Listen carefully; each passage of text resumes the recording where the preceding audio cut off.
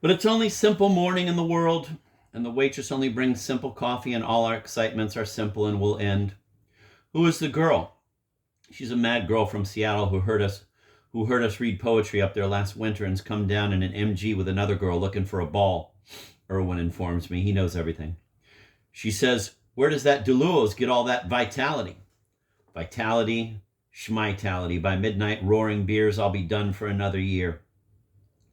I lost all my poems in Florida, Raphael is screaming, in the Greyhound bus terminal in Miami, Florida. These new poems are all the poems I've got, and I lost my other poems in New York. You were there, Jack. What did that editor do with my poems? And I lost all my earlier poems in Florida. Imagine that, balls on that. It's the way he talks. For years after that, I went from Greyhound office to Greyhound office, talking to all kinds of presidents, begging them to find my poems. I even cried. You hear that, Cody? I cried.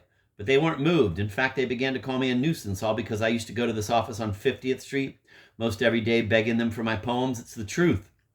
And as someone else is saying something, he hears that too and interjects. I'd never call the police unless a horse fell and cripples itself or something. Balls on that. He bangs the table. He's got a crazy little pixie face of some kind, which is actually a great brooding dark face when suddenly he feels sad and falls silent. The way he stares off, pouting a little bit like the pout of Beethoven. A bit of a snubbed or rubbed, rough Italian nose, rough features with soft cheeks and soft eyes and pixie hair, black. He never combs, coming down from the back of his square head, flat down over his brow like a boy. He's only 24. He actually is a boy. The girls are all mad for him. Whispers Cody in my ear. That guy, that Raph, that cat, why shit. He's got more broads, and he knows what to do with. I'm telling you, Jack, listen, everything's set. It's all arranged. We're going to make $1 million in the races. It's a sure thing. This year, my boy. He rises to announce. That second choice of mine has been coming in like mad. Make up for last year, I say, remembering the day I'd bet $350 on the second choice for Cody while he worked. And he missed every race, and I got drunk in the haystack with a 35-cent poor boy before going to the train to tell Cody he'd lost, whom it didn't disturb because he'd already lost $5,000 net. This is the year, and next year, he insists. Meanwhile, Irwin is reading his own new poems, and the table is mad. I tell Cody I'd like him, my old blood brother, to drive me to Mill Valley to pick up my old clothes and manuscripts. We'll do. We'll all go. We're all together. We rush out to Cody's crazy little 1933 Chevy coupe. We can't fit in. We try it and burst out at the seams. You think this little baby can't go? Says Cody. But your great car you had when I left. Sugar in the transmission. She's gone. Irwin says, listen, all of you go to Mill Valley and come back and meet me this afternoon. Okay. The girl squeezes by Cody. Raphael, because he's shorter and lighter than me, sits on my lap, and off we go, waving to Irwin, who leaps with his beard and dances to show his sweet concern in the North Beach Street.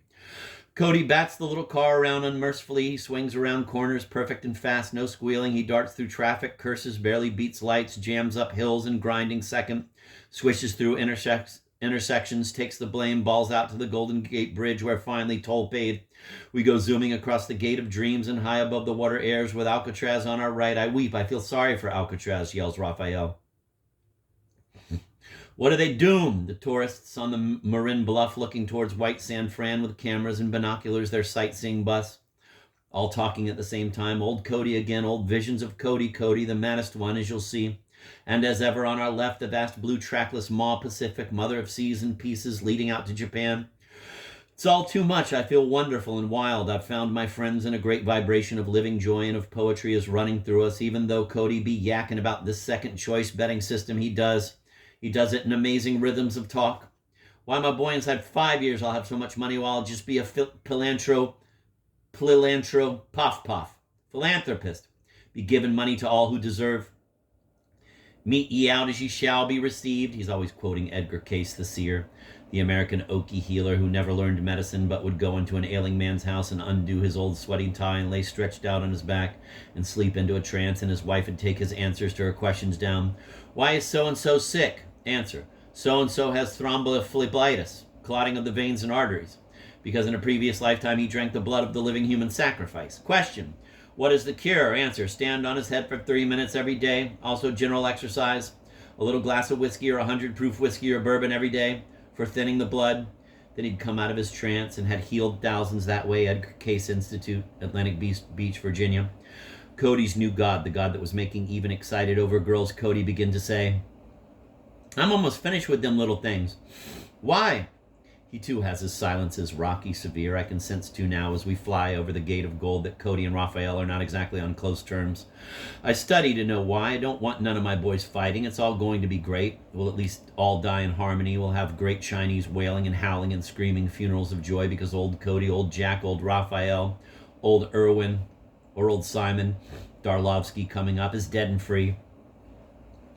My head is dead, I don't care, yells Raphael. Why, that dog couldn't even come in second and repair my losses with a measly $5, but I'll show you, honey, Cody is whispering to Penny.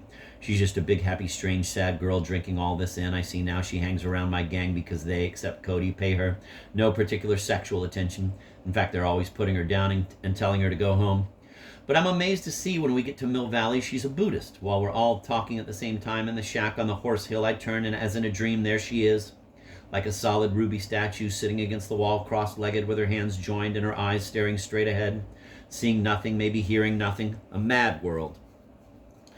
Mad above all, the shack. It belongs to Kevin McLock, my old buddy Kevin, also with a beard, but a working carpenter with a wife and 2 kids, always in sawdust paint pants, bare chester usually, patriarchal, kind, delicate, subtle, extremely serious, intense, also a Buddhist.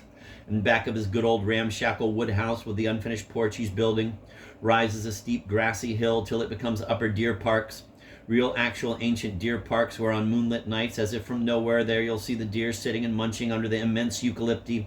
Down from the mountain, the game refuge, as the Dharma bums all know. The deer have been coming to this holy grove for no longer than 12 histories of California. High up, on top, the shack lies hidden in rose bushes, wood piles, high grass, wildflowers, bushes, seas of trees swishing everywhere. The shack, as I say, built by an old man to die in, which he did, and a great carpenter he was. Kevin has it all fixed up with pretty burlap walls and pretty Buddhist pictures and teapots and delicate teacups and fronds and vases and gasoline primer to boil the tea water to make it his Buddhist refuge and ceremonial tea house for visitors and also long-staying 3-month guests who must be Buddhists, that is, understand that the way is not a way, like I'd been, and so that on Thursdays when he tells his carpenter boss, I'm taking the day off, and the boss says, who's going to lift the other end of the board? Get someone else. Kevin leaves pretty wife and kiddies downhill and climbs the Deer Park eucalyptus trail with sutras under his arm and spends that day in meditation and study, meditates cross-legged on prana, seeks Suzuki's commentaries and the Surangama Sutra, says, if every worker in America took a day off to do this, what a wonderful world it would be.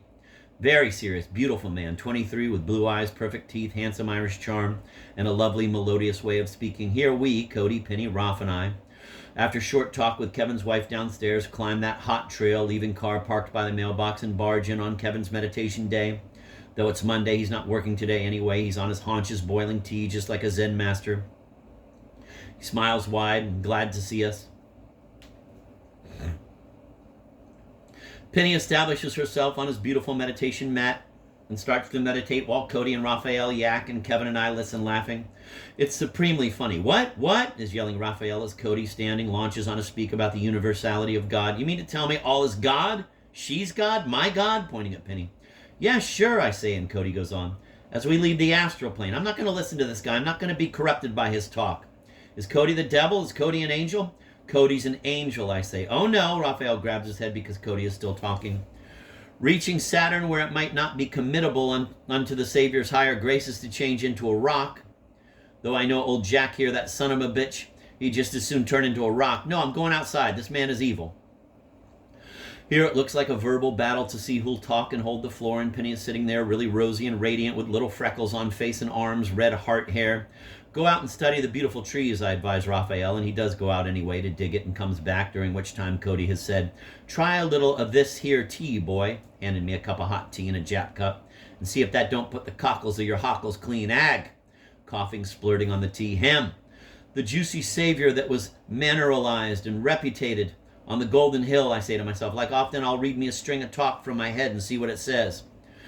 Kevin is just laughing to beat the band, cross-legged on the floor. I look and see the little Hindu. I remember now his little bare feet always made me realize I knew him before in some temple where I was a priest and he was a dancer making it with the outer women, and how delicately he's received all that storm of sound and talk from both Cody and Raphael, laughing with a choking little hold of his belly, which is lean and hard like the belly of a young yogi.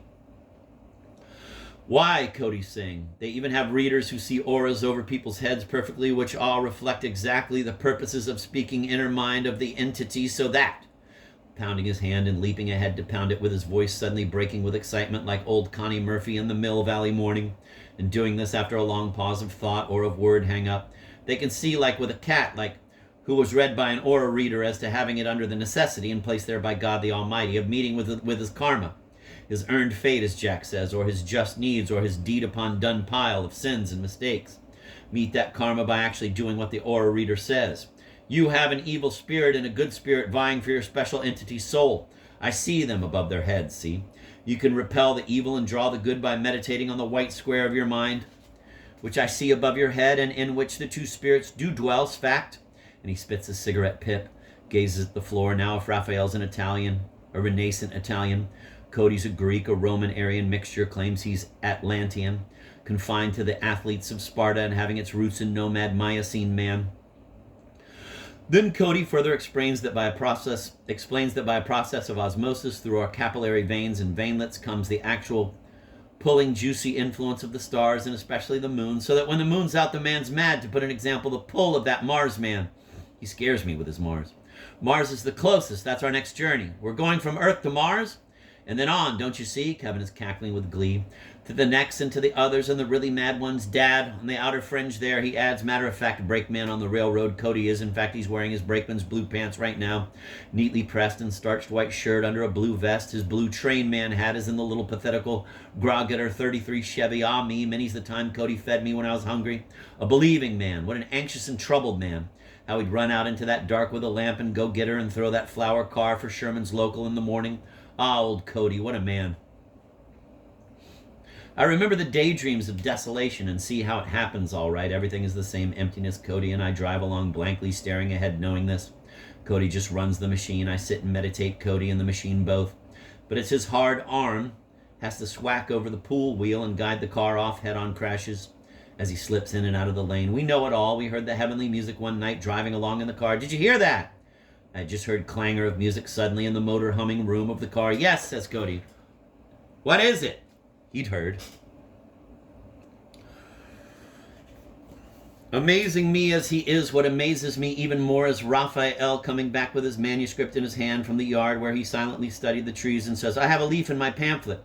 To Cody, who deals and disbelieves, hears him say it, but I see the look he gives Raphael.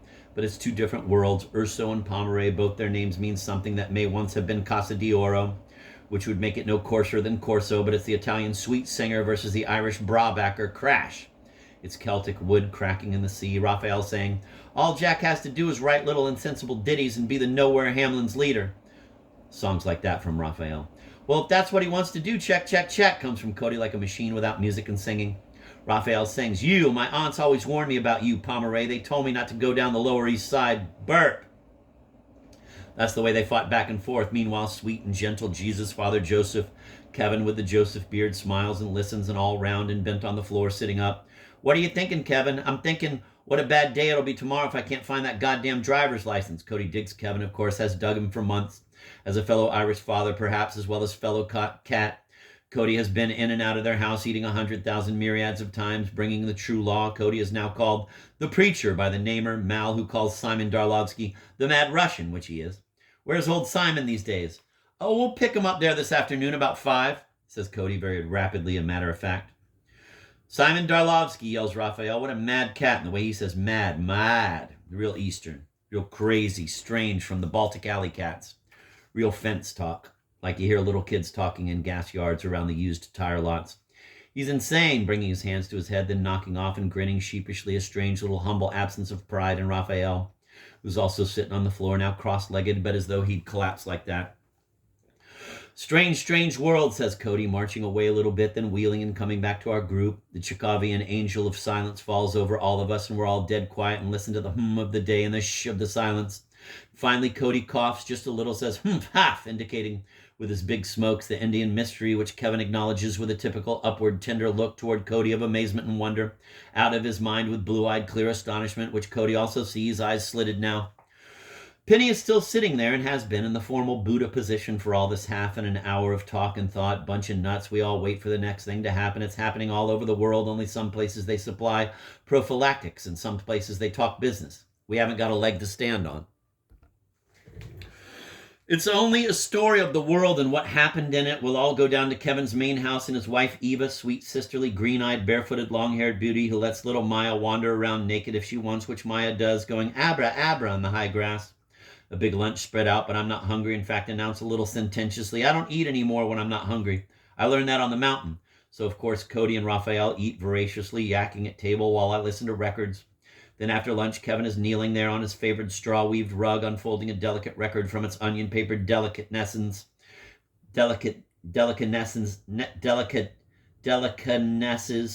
in a white album, the most Hindu perfect little guy in the world. As Raphael directs them, they're also going to play the Gregorian chants. It's a bunch of priests and brothers singing beautifully and formally and strangely together to old music, older than stones. Raphael is very fond of music, especially Renaissance music and Wagner. The first time I met him in New York in 1952, he yelled, "Nothing matters but Wagner. I want to drink wine and trample in your hair," to girl Josephine. Balls on that jazz, though he's a regular little hep cat and should like jazz, and in fact his rhythm comes from jazz, though he doesn't know it. But there's a little Italian bird in his makeup, has nothing to do with modern cacophonic crash beats. Judge him for yourself. As for Cody, he loves all music and is a great connoisseur. The first time we played him Indian Hindu music, he realized right away that the drums, the most subtle and sophisticated beat in the world, says Kevin, and Kevin and I even speculated whether Dravidia had contributed anything to Aryan Hindu themes. Cody realized that the soft gourds, the soft drums, the kettle blanc bottom soft hand drums were simply drums with loose skins. We play the Gregorian chants and also Indian again. Every time Kevin's two little daughters hear it, they start chattering happily. They've heard it every night all spring before at bedtime, with the big hi-fi wall speaker, the back of it opening and blasting right out on their cribs, the snake flutes, the wood charmers, the soft-skinned gourds, and the sophisticated old Africa softened by Dravidia drumbeat. And above all, the old Hindu who has taken a vow of silence and plays the old world harp with showers of impossible heaven-going ideas that had Cody stupefacted, and others, like Rainey, in the big Dharma bum season we'd had before I left, stoned out of their heads all up and down the quiet little tar road. You can hear Kevin's hi-fi booming soft chants of India and high Gothic priests and lutes and mandolins of Japan, even Chinese incomprehensible records. He'd had these vast parties where big bonfires were built in the yard, and several celebrants, Irwin and Simon Darlovsky and Jari, had stood around it stark naked among sophisticated women and wives, talking Buddhist philosophy with the head of the Asian studies himself, Alex Alms, who positively didn't care and sipped his wine only and repeated it to me. Buddhism is getting to know as many people as you can. Now it's noon and lunch over, a few records, and we cut out back to the city with my old manuscripts and clothes, which I'd left in the wooden box in Kevin's cellar. I owe him $15 from previous spring, so I sign him 2 of my Cedro Woolly Traveler's checks, and he mistakenly, in the cellar, and gently with sad eyes, hands me back a crumpled handful of dollar bills, 4, 1 short, which I can't for the life of me bring up, for Kevin is by now stoned on wine of lunch and all, and saying, "Well, when do I see you again, Jack?" as we'd gone one night 6 months earlier and sat in the waterfront rail yards with a bottle of Tokay and wall-gazed like Bodhidharma, the bringer of Buddhism to China, a vast cliff that protrudes from the lower haunches of back Telegraph Hill at night, and both of us had seen the waves of electromagnetic gravitational light coming out of that mass of matter, and how glad Kevin was that with me he'd spent a good night of wine and wall-gazing and street prowling instead of the usual beer in the place.